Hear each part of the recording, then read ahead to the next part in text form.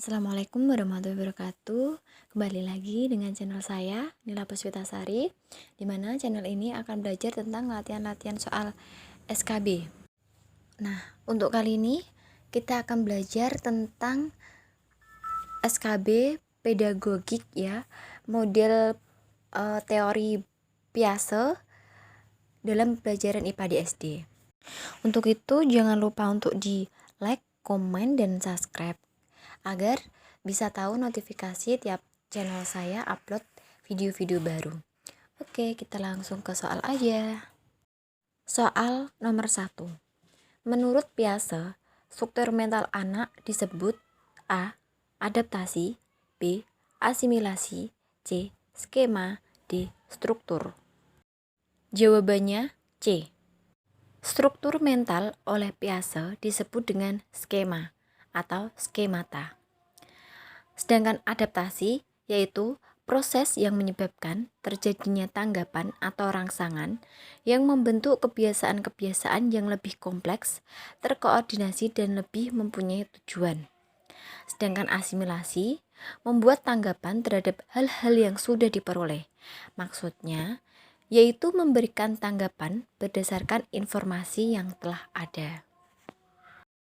Pada waktu jari Anda didekatkan ke mulut bayi tersebut akan berusaha menangkap dan menghisap jari Anda. Gerakan bayi ini berdasarkan atas A. Daya pikir bayi, B. Rangsangan lapar, C. Rencana bayi, D. Refleks mulut. Jawabannya D. Refleks mulut. Bayi termasuk pada tahapan sensori motor yang ditandai dengan aktivitas yang disebabkan oleh rangsangan dari luar, sehingga gerakannya dianggap sebagai refleks. Di antara pernyataan berikut, manakah yang paling benar? A. Adaptasi terjadi apabila terjadi proses asimilasi dan akomodasi. B. Asimilasi akan terjadi apabila telah terjadi proses adaptasi. C. Akomodasi akan terjadi apabila telah terjadi asimilasi. D. Asimilasi akan terjadi apabila akomodasi telah selesai. Jawabannya A. Proses adaptasi akan terjadi apabila telah melewati proses asimilasi dan akomodasi. Asimilasi itu merupakan tanggapan-tanggapan atau hal-hal yang sudah diperoleh, sedangkan akomodasi adalah modifikasi atau penyesuaian dari suatu tanggapan. Maka, di antara ciri-ciri berikut yang ada pada anak usia sensori motor. A. Mengerti bahwa benda itu tetap volumenya. B. Tidak membedakan deretan yang lebih panjang dari yang pendek. C. Berpikir secara logis. D. Melihat benda yang serupa dianggap sama. Jawabannya D. Anak pada usia ini masih beranggapan bahwa hanya ada satu benda, sehingga apabila dia menemukan benda yang serupa, dia beranggapan bahwa benda tersebut merupakan benda yang pernah dilihatnya. Sedangkan opsi A, mengerti bahwa benda itu tetap volumenya, merupakan tahap operasional konkret. Sedangkan opsi B, tidak membedakan deretan yang lebih panjang dari yang pendek, merupakan tahap preoperasional. Sedangkan opsi C, berpikir secara logis, merupakan tahap operasional formal. Ketidakmengertian anak usia preoperasional pada suatu masalah banyak disebabkan oleh A. Kekurangan informasi yang diterimanya, B. Cara pandang yang terlalu luas, C. Cara berpikir yang terbatas, D. Ketidakmampuan anak berpikir. Jawabannya C. Cara berpikir yang terbatas. Ketidakmengertian anak usia preoperasional pada suatu masalah banyak disebabkan oleh cara berpikir yang terbatas. Karena Biasanya pada tahap ini itu disebut juga dengan tahap intuisi yang dipengaruhi oleh persepsi atau egosentrisme. Tahu bahwa anak memandang sesuatu dari sudut pandang dirinya sendiri. Jadi semua benda itu diibaratkan seperti dia, seperti itu. Manakah di antara pernyataan berikut yang paling benar bagi anak usia preoperasional? A. Anak belum dapat mengenal informasi baru. B. Cara berpikir anak yang belum dapat melakukan konservasi. C. Memecahkan masalah secara logis. D.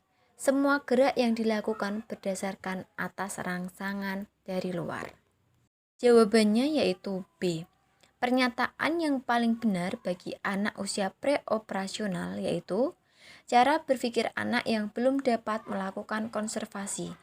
Karena pada tahap ini anak masih bersifat egosentrisme.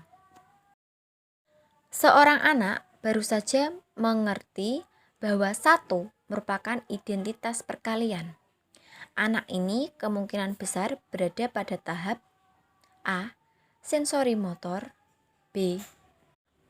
Praoperasional, C. Operasional konkret, D. Formal operasional. Jawabannya C. Operasional konkret. Salah satu ciri dari tahap operasional konkret adalah bahwa anak telah mengetahui identifikasi perkalian. Kemampuan berikut dimiliki oleh anak pada tahap konkret atau operasional konkret kecuali A. Pengelompokan, B. Membuat urutan, C. Melakukan konservasi, D. Menyusun hipotesis. Jawabannya D. Menyusun hipotesis. Kemampuan menyusun hipotesis hanya dimiliki oleh anak pada tahap operasional formal. Biasanya pada tahap operasional ini anak sudah mampu berpikir secara logis. Sedangkan ciri tahap operasional konkret yaitu pengelompokan, membuat urutan, melakukan konservasi. Biasanya ini diselingi dengan menggunakan media karena pada tahap ini anak hanya berpikir secara nyata saja. Belum mampu berpikir secara abstrak atau logis. Seorang anak mengatakan bahwa matahari itu makhluk hidup karena bergerak. Anak tersebut mengatakan demikian karena kemungkinan besar dia berpikir secara A. Konservatif, B. Egosentris, C. Hipotesis, D. Logis. Jawabannya B. Egosentris. Anak tersebut berpikir dengan membandingkan benda tersebut terhadap dirinya. Dia mengerti bahwa dirinya adalah makhluk hidup. Jadi, benda yang bergerak seperti dia dianggap makhluk hidup pula. Sedangkan konservasi itu masuk pada tahap operasional konkret. Sedangkan hipotesis dan logis itu masuk pada tahap operasional formal, di mana anak sudah mampu berpikir secara abstrak. Ani, guru kelas 3 SD, menggunakan pendekatan informasi dalam pembelajaran sifat-sifat air. Pembelajaran ini berlangsung hampir 2 jam pembelajaran. Pada akhir pembelajaran, Bu Ani ingin mengetahui tingkat penguasaan siswa pada apa yang telah diberikan. Ternyata hanya ada 3 dari 25 anak yang mendapat jawaban benar. Menurut Anda, pernyataan yang manakah yang dapat menjelaskan kasus tersebut? A. Siswa tidak memperhatikan Bu Ani dalam proses pembelajaran. B. Konsep yang diajarkan sukar atau sulit untuk dimengerti. C. Siswa belum membaca materi yang diajarkan. D. Metode pembelajaran tidak sesuai dengan usia siswa. Jawabannya D. Metode pembelajaran tidak sesuai dengan usia siswa. Kalau seandainya Bu Ani mengetahui bahwa anak kelas 3 termasuk pada tahap operasional konkret, maka beliau tidak akan memilih metode informasi pada pembelajaran tersebut. Karena gini teman-teman, pada kelas 3 itu kan masuk operasional konkret. Seharusnya itu Bu Ani menambahkan dengan menggunakan media-media, dibantu oleh media-media. Karena pada tahap ini anak itu masih berpikir konkret, belum bisa dia berpikir abstrak, belum bisa dilepaskan sendiri. Karena kelas 3 ini masuk pada kelas rendah seperti itu. Oke, terima kasih pembelajaran kali ini tentang teori Piaget dalam pembelajaran sains di SD. Terima kasih, semoga bermanfaat. Wassalamualaikum warahmatullahi wabarakatuh.